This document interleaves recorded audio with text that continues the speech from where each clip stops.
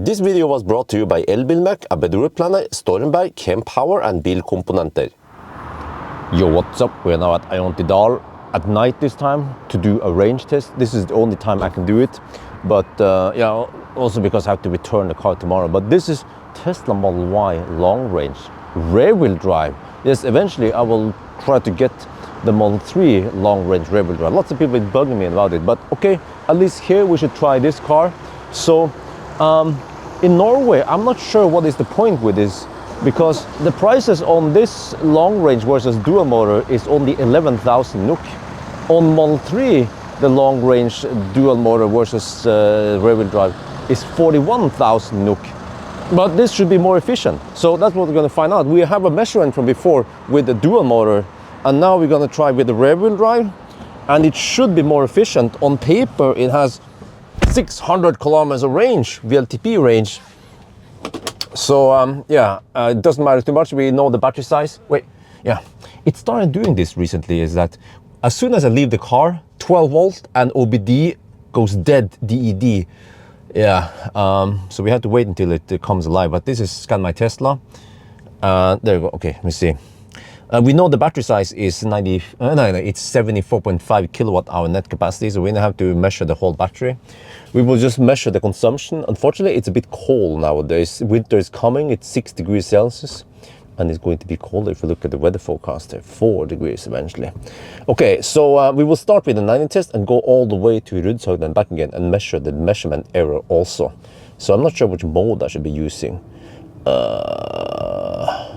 Standard or chill? Maybe I should just use chill mode. Maybe that saves a little bit of energy. I'm not sure, but okay.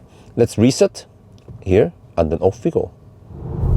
Right, so now the weather is okay-ish. Yeah, it was raining earlier today, so I couldn't do it. And also this is Sunday night.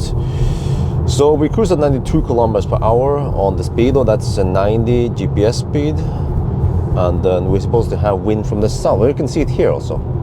Wind south-southwest 8 kilometers per hour. Yeah, so tailwind right now.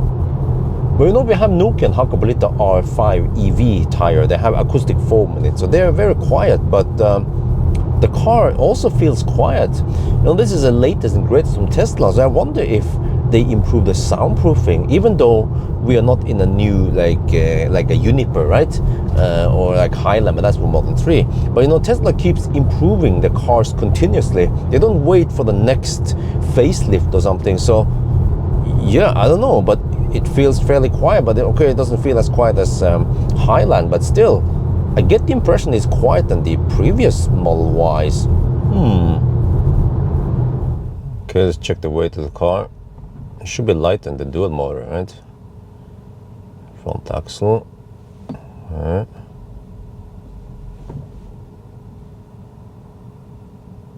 Wow, all right. 80 kilograms less than. Yeah. And then how's Mjørn today? Well, I don't know, because I can't see it. Okay, but at least the road is dry, and over here it's still 6 degrees Celsius. See, there's some matrix lights going on here. The car passes. Yeah. Not that high resolution to my big surprise, since Tesla can write Tesla on the wall, but well, at least we have, well actually I think it's not matrix light, it's called adaptive headlights. Yeah, I'm not sure what's the difference between matrix lights and adaptive headlights. Just like, supposedly there's a difference between all-wheel drive and four-wheel drive. Someone please enlighten me. We are getting close to Tongen, and so far consumption is 148 watt-hour per kilometer. Okay, that's good. But what? It's 9 degrees Celsius over here. What? How can it be that warm? We are almost in November now, and it's night outside. Well, global warming for the win. Wait, the heck? I just have to double check that my speed is still 90 on the GPS. Okay, it jumps a bit up and down, but it's mostly 90. And how can that truck pull away from me? Huh? What is his magic? I thought the trucks were locked at 88 kilometers per hour. Did he do any ninja trick? Okay, I know he can go, he can coast in neutral downhill, but the terrain here is fairly flat. Okay, when he overtook me, there was a slight downhill, so okay, maybe he pumped up the tires, or did he trick the trip meter thingy, whatever it's called. Right, we're gonna try the coasting test. It's not the best driving condition. Oh, look, wait, where is it? Here, 2 degrees Celsius outside. But slight tailwind at least. So wait for the power to go to a negative. There, okay. Yeah, neutral, let's go. We'll probably not hit 120 kilometers per hour, but just for fun, let's see how far we can go. I mean, Tesla in general, they have good drag coefficient, and they should do it very well in this test. So yeah, they have good aerodynamics that cuts through the air like cheese through butter. Oh shit. Okay, we're picking up speed. Can we hit 110 at least? Yeah, kinda. Is here that speed? 110. Okay. 120 then. Oh, getting close. We're also close to the bottom of at least the steepest part here. Okay, yeah, not 120, but I think maybe the disadvantage with the Model Y, especially this rear-wheel drive, is that we don't have the mass. Yeah, you know, the reason why that truck managed to overtake me was that the truck had so high mass versus the frontal area or whatever, right? So it could hit actually higher speed than me downhill. I also coasted, but the truck just out-coasted me.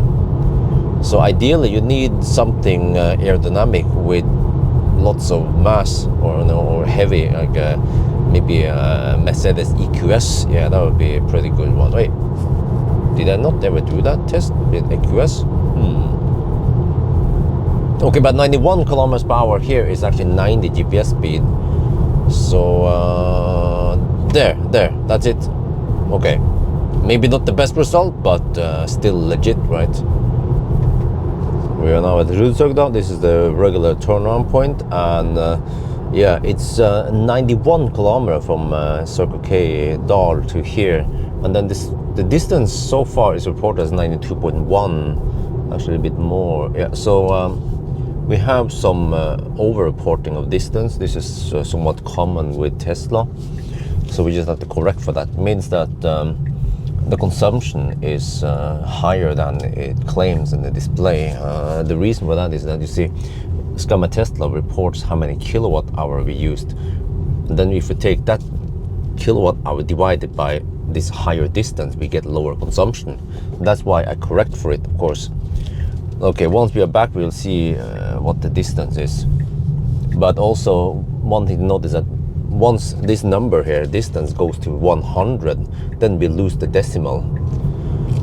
Yeah, but at least in Tesla, the way it is counted is that 99.5 kilometers here is actually displayed as 100 kilometers in the car's display. So in the way I can figure out roughly the decimals also. Man, I have to highlight this. It has happened a lot, but let me see if I can catch it on camera. It always happens around this bridge here. Let me see. It slows down, even though this road has. Is it 50? What? Shit, man! Every time with every Tesla, I have to manually override and then go up again. Like every Tesla, when I drive this stretch, it slows down a lot. It thinks it's a 60 zone, a 50 zone, and it slows down, even though I've set the cruise control speed. Okay, whatever. It has happened for years, and Tesla still haven't fixed this yet. So how about they fix it? The road here has been finished. The motorway has been finished. I don't remember. I think 5-6 years ago. We're done with the test, and the consumption was 154 watt-hour per kilometer, but distance has been reported as 185. Okay, I counted 184.7 kilometers. So that means that this car overreports distance by 1.5%. So yeah, and it's 5 degrees over here. So that is roughly on par with the long range all-wheel drive. Okay, let's try the 120 test then. Well, the roads are quite empty now. It's 11:30-ish at night, so we have to cruise to 123 on the speedo. And then this time we are only going to Strandlyse and back again. That is a 66-kilometer loop. Well, this time the consumption was 220 watt-hour per kilometer. Ooh, worse than last time. Yeah, 4 degrees Celsius now. Okay, well, let's go home and take a look at the result then. And to my big surprise, the battery temperature was hovering around 27 degrees Celsius in the 90 test, and then in the 120 test, it went up. So I thought it would scavenge the heat down to maybe 15 degrees Celsius. So I'm not sure what's up with that, but maybe that would be a reason why the consumption is a bit higher now than last time.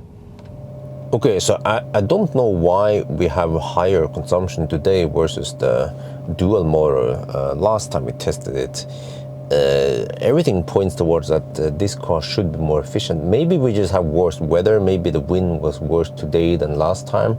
But at least it was done at night now, and then possibly in the daytime last time. So yeah, but at least these cars are efficient, but it's winter now, so we're not getting ultra low consumption like in summer anymore. So yeah, then it boils down to, do you want this rear-wheel drive or not? For Norwegians, I think they would just go for dual motor, because Norwegians just want all-wheel drive for traction, and 10,000 or 11,000 NOK for them is just pocket money. But maybe in Denmark or Germany or Belgium, then the rear-wheel drive makes sense. So that's gonna be it for now. Hope you guys enjoyed this video. As always, thank you for watching, and talk to you later.